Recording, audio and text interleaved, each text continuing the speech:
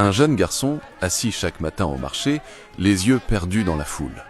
Sa mère, vendeuse de beignets et de bouillies chaudes, crie pour attirer les clients. « Venez goûter, c'est frais !» Les passants achètent, mangent, repartent. Mais lui, assis derrière le petit étal, reste invisible. On le regarde parfois avec mépris. Voilà encore un enfant de vendeuse. Il ne fera jamais rien de grand. Ce garçon s'appelait Samuel. À 12 ans, il connaissait déjà le goût du rejet.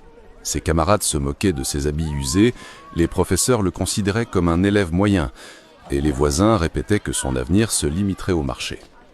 Pourtant, derrière ses yeux silencieux, brûlait une flamme. Un jour, alors qu'il aidait sa mère à ranger ses marchandises, Samuel entendit un discours dans la radio d'un voisin. Un entrepreneur africain racontait comment il avait commencé sans rien, mais grâce à la persévérance et à l'éducation, il avait bâti une entreprise internationale. Ces mots frappèrent Samuel comme un éclair. Il se dit, si lui a réussi, pourquoi pas moi? Ce fut son appel à l'aventure. Mais comme dans tout voyage du héros, il y eut d'abord le refus. Samuel doutait. Il n'avait pas d'argent, pas de soutien, pas de modèle autour de lui. Sa mère, fatiguée, lui disait souvent « Mon fils, contente-toi de ce que tu as. La vie n'est pas faite pour rêver trop grand. » Un soir, au marché, Samuel rencontra M. Idriss, un vieil instituteur à la retraite. Idriss achetait souvent des beignets à sa mère. Ce jour-là, il remarqua le regard triste du garçon. « Pourquoi tu sembles si abattu ?» demanda-t-il. Samuel avoua son rêve. Apprendre, créer, sortir du cercle de pauvreté. Idriss sourit.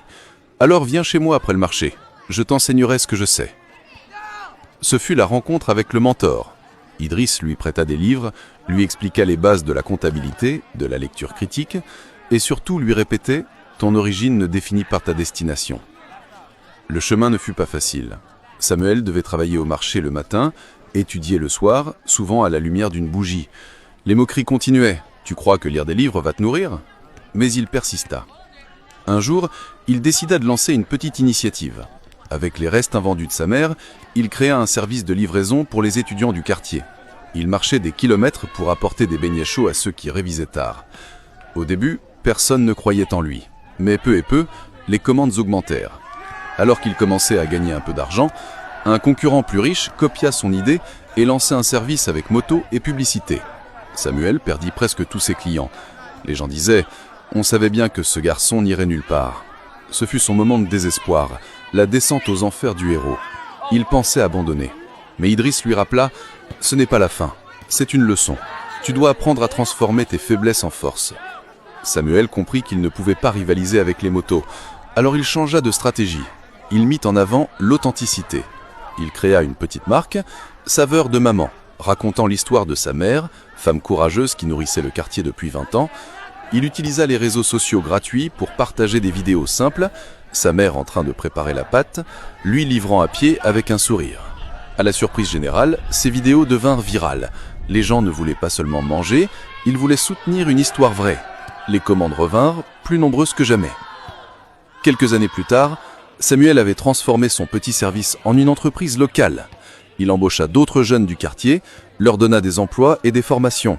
Sa mère, autrefois simple vendeuse, devint la figure inspirante d'une marque reconnue.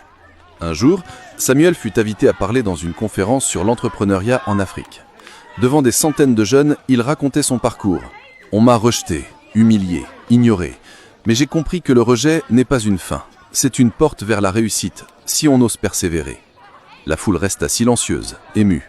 Samuel conclut « Ne laissez jamais les autres définir vos limites. Le rejet peut être une bénédiction déguisée.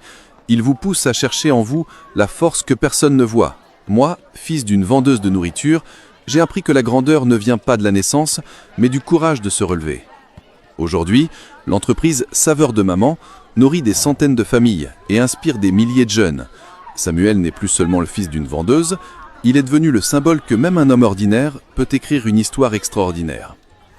Cette histoire nous rappelle que le véritable héros n'est pas celui qui naît avec des privilèges, mais celui qui transforme ses blessures en force et ses rejets en trampoline. Du rejet à la réussite, voilà le parcours d'un homme ordinaire devenu source d'inspiration.